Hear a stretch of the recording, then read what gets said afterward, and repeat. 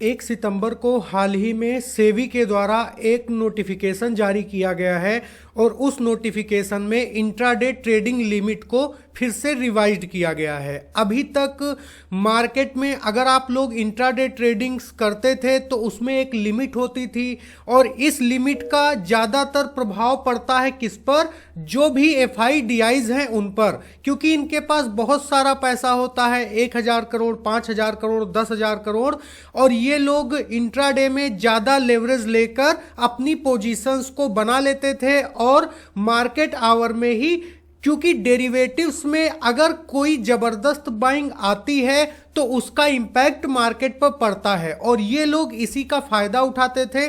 सेबी ने इस पर नकेल कसने के लिए एक जबरदस्त फैसला लिया है। इसका प्रभाव मार्केट में क्या पड़ेगा ये देखने वाली बात होगी। और ये जो नोटिफिकेशन सेबी की तरफ से आया है और जो नियम बनाया गया है ये 1 अक्टूबर से पूरी तरीके से प्रभावी हो जाएगा। इस नियम के बारे में हम विस्तार से बात करेंगे और आम भाषा में आपको समझाने का प्रयास करेंगे कि आखिर ये सर्कुलर है क्या। अगर आपको क्रिप्टोज में ट्रेड करना है तो कॉइन DCX की लिंक आपको हमारे डिस्क्रिप्शन बॉक्स में मिल जाएगी। आप लोग उस लिंक पर क्लिक करके कॉइन DCX के अकाउंट को भी ओपन कर सकते हैं। सबसे पहले हम सेबी के नए रूल के बारे में अगर बात करें तो मार्केट रेगुलेटर सेबी ने इंट्राडे डेरिवेटिव ट्रेडिंग पर नई पोजीशन लिमिट लागू करने का ऐलान जो भी हाल ही में किया है ये 1 अक्टूबर से लागू होगा।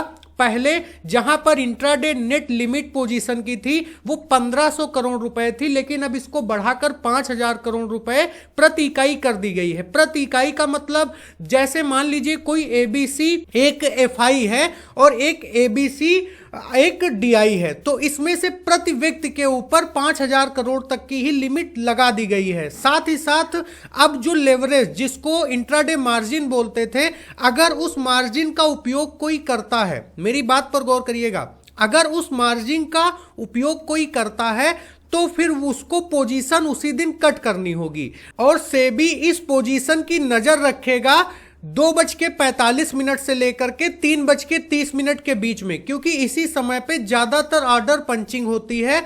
और अगर कोई भी इस नियम को तोड़ता है, कोई भी इंडिविजुअल हो या फिर आप लोगों का इंस्टीट्यूशनल हो, अगर इस नियम को तोड़ता है तो उसके ऊपर पेनाल्टी भी लगाई जाएगी। लेकिन एक इंपॉर्टेंट और एक न्यूज निकल के आई है इसी नोटिफिकेशन के जरिए से, वो ये है कि ग्रॉस पोजीशन लिमिट 10,000 करोड़ पर बरकरार रखा गया है, जो लॉन्ग और शॉर्ट साइड पर अलग अलग लागू होगी। सेबी ने ऐसे बड़े सट्टे दावों के लिए एक्सचेंजों के निगरानी मानदंडों को भी कड़ा कर दिया है।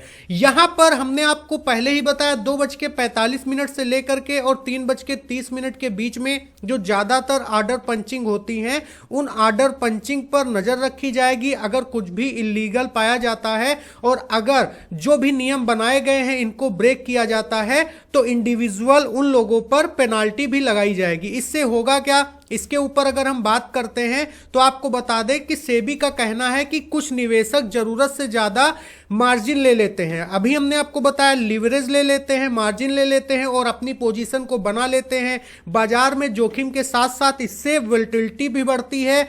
अब नए नियम के साथ ट्रेडर को अपने पास से वास्तविक रूप में उपलब्ध पूंजी और मार्जिन के हिसाब से ही पोजीशन बनानी होगी। जैसे अभी तक 5x मार्जिन है तो 5x में अगर आपके पास 1 लाख रुपए है तो आप 5 लाख का सामान उठा सकते थे। इसी तरीके से अगर आपके पास 1000 करोड़ रुपए है तो आप लोग 5000 करोड़ तक का आइटम उठा सकते थे।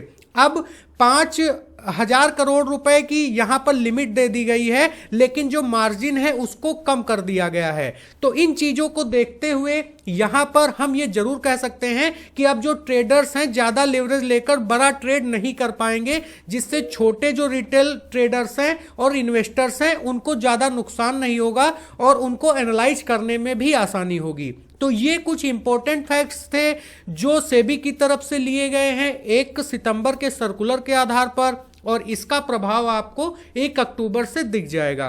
उम्मीद करते हैं आपको ये जानकारी बहुत अच्छी लगी होगी। अगर वीडियोस में आगे आप लोगों को इसी तरीके की रेगुलर अपडेट्स चाहिए और शेयर मार्केट से जुड़ी तरह तरह की जानकारी चाहिए तो हमारे चैनल को सब्सक्राइब जरूर कर लीजिएगा। मिलते हैं नेक्स्ट वीडियो में, तब तक के लिए जय हिंद, जय Bharat, take care all of you.